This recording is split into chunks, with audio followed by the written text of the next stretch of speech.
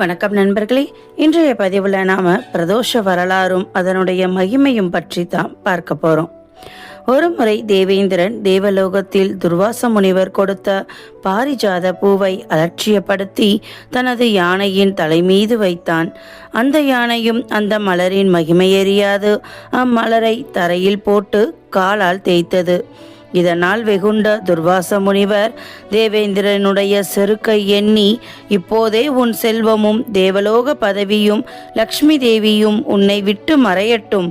உன் அகம்பாவத்தால் நீ பூவுலகம் சென்று மனிதர்களைப் போல பிறப்பு இறப்பு என்ற மாயையில் சிக்கி உழல்வாயாக என்று சாபமிட்டு சென்று விட்டார். முனிவரின் சாபத்தினால் செல்வத்தை எல்லாம் இழந்த தேவேந்திரன் பித்து பிடித்தவன் போலானான். தேவலோகம் கலை இழந்தது. லக்ஷ்மி தேவியும் பார்க்கடலில் சென்று மறைந்தாள். அசுர குருவான சுக்கராச்சாரியார் இறந்தவர்களை பிழைக்க வைக்கும் சஞ்சீவனி மந்திரத்தினை அறிந்தவராதலால் அசுர குருவின் ஆதிக்கம் மிகுந்தது. அசுரர்கள் பலம் ஓங்கியது. அசுரர்கள் தேவர்களை துன்புறுத்தி அவர்களுடைய மனைவி மக்களையும் கொடுமைப்படுத்தினார்கள்.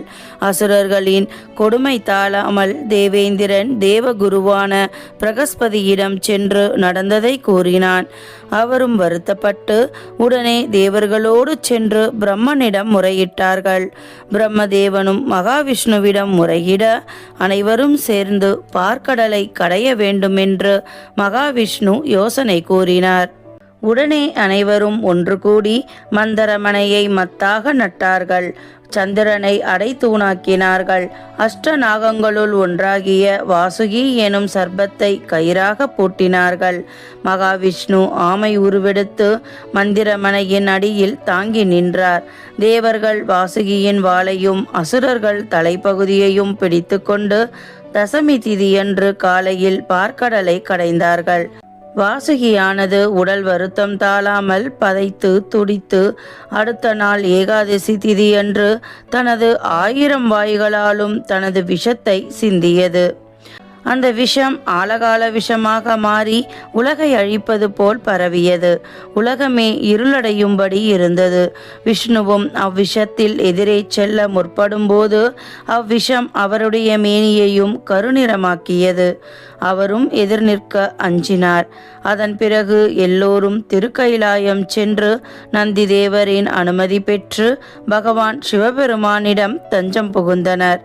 மகாதேவா, உங்களுடைய கட்டளை இல்லாமல் பார்க்கடலை கடைய முற்பட்டோம். அமிர்தத்தை பெற எண்ணி விஷத்தை பெற்று நிற்கின்றோம். அவ்விஷத்திலிருந்து எம்மை காக்க வேண்டும் என்று சிவபெருமானிடம் விண்ணப்பித்தனர். சர்வேஸ்வரனான சிவபெருமான் அந்த ஆழகால விஷத்தை எடுத்து தன் திருக்கரத்தில் வைத்து கொண்டு, ஓ தேவர்களே, இதை யாம் உண்ணவா அல்லது விட்டுவிடவா என்று வினவினார். தேவர்களும், தேவதேவா, இது தங்கள் திருக்கரத்தில் பட்டதுமே உருவத்தில் சிறுத்துவிட்டது. இதை வெளியே விட்டால் உலகம் அழியும்.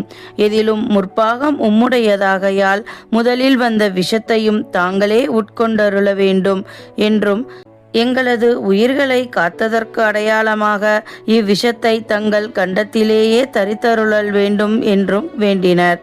பரமதயாளரான சிவபெருமான் அவ்விஷத்தை தனது கண்டத்திலேயே ஒரு நீலமணி போல தரித்து கொண்டார். அது முதல் அவருக்கு நீலகண்டன் என்று பெயர் வழங்கலாயிற்று. பின்பு மீண்டும் பார்க்கடலை கடைய ஆரம்பித்தார்கள்.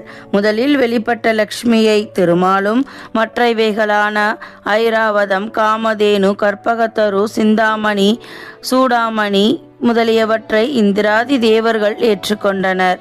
ஏகாதசி இரவு முடிந்து மறுநாள் துவாதசி அன்று பார்க்கடலில் இருந்து அமிர்தம் தோன்றியது. அதை மகாவிஷ்ணுவின் தந்திரத்தால் தேவர்கள் மட்டும் பகிர்ந்து உண்டனர். மிருதம் என்றால் மரணம் என்று பொருள். அமிர்தம் என்றால் மரணமற்ற நிலையாகும். அமிர்தம் கிடைத்த சந்தோஷத்தில் தேவர்கள் ஆடியும் பாடியும் பொழுதை கழித்தனர்.